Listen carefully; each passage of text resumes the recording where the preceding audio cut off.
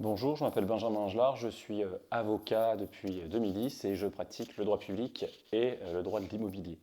Alors aujourd'hui, je vais vous parler essentiellement de ce qu'on appelle par être avocat en droit immobilier, puisqu'en réalité c'est un terme qui est souvent utilisé par nos clients et par les justiciables, mais qu'entend-on par droit immobilier?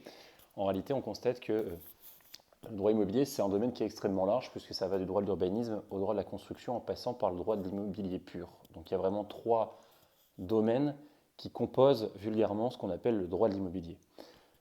Tout d'abord, le droit de l'urbanisme, c'est le droit en fait des contestations des autorisations d'urbanisme. C'est si vous entendez contester le permis de construire de votre voisin ou si votre propre permis de construire est contesté, c'est le droit de l'immobilier, c'est le droit de l'immobilier entre guillemets, mais c'est surtout le terme exact, c'est le droit de l'urbanisme. C'est également le droit des certificats d'urbanisme que vous allez être amené à solliciter lorsque vous allez notamment avoir un projet immobilier, lorsque vous allez signer un compromis de vente qui sera réitéré par acte authentique, vous allez pouvoir solliciter un certificat d'urbanisme opérationnel, par exemple, ou informatif. Ça, c'est également une des branches du droit de l'immobilier qui est le contentieux du droit de l'urbanisme.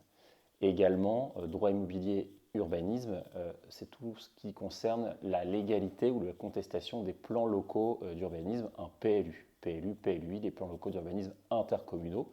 Qu'est-ce qu'un PLU ou un PLUI? Eh bien, c'est un document de planification des sols, c'est-à-dire que si vous faites une petite recherche à l'issue de cette vidéo sur Internet, vous constaterez que les dispositions légales applicables sur le territoire de votre commune sont reprises au sein de ce qu'on appelle un plan local d'urbanisme intercommunal. Chaque commune en dispose un, c'est obligatoire. En fait, c'est le règlement qui va venir fixer ce qui est autorisé ou interdit sur les territoires de votre commune. Par exemple, c'est le PLU qui va venir vous dire si vous pouvez envisager de déposer un permis de construire visant à mettre des fenêtres en bois, à augmenter la surface de votre habitation de 3 étages, ou si vous pouvez avoir utilisé, je dis n'importe quoi, la peinture bleue pour peindre votre façade. Donc ça, c'est le plan local d'urbanisme qui va le définir. Donc là, on est dans de l'immobilier urbanistique. Être avocat en droit immobilier, c'est également tout ce qui concerne le droit de la construction immobilière. Donc là, on a eu la première phase, le dépôt des autorisations d'urbanisme. Seconde phase, vous faites construire. Si vous avez des difficultés ou des problématiques juridiques avec les entreprises qui sont intervenues, là, on est dans le cadre du droit de la construction. C'est la compétence judiciaire, contrairement au droit de l'urbanisme qu'on a vu il y a quelques instants, qui est la compétence du tribunal administratif.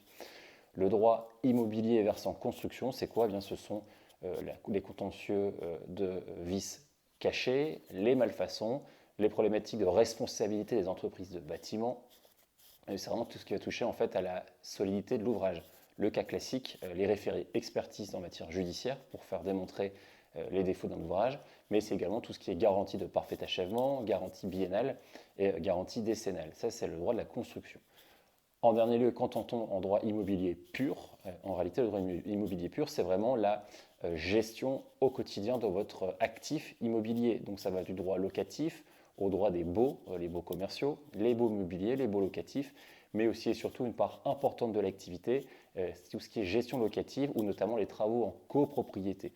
Donc vous vous en doutez, le métier d'avocat en droit immobilier, c'est extrêmement large. Ça va de l'activité purement urbanistique devant le tribunal administratif à l'activité purement judiciaire devant s'agissant du droit de la construction, puis jusqu'à l'activité de conseil avec la gestion des travaux locatifs, les syndics, les assemblées générales des copropriétaires.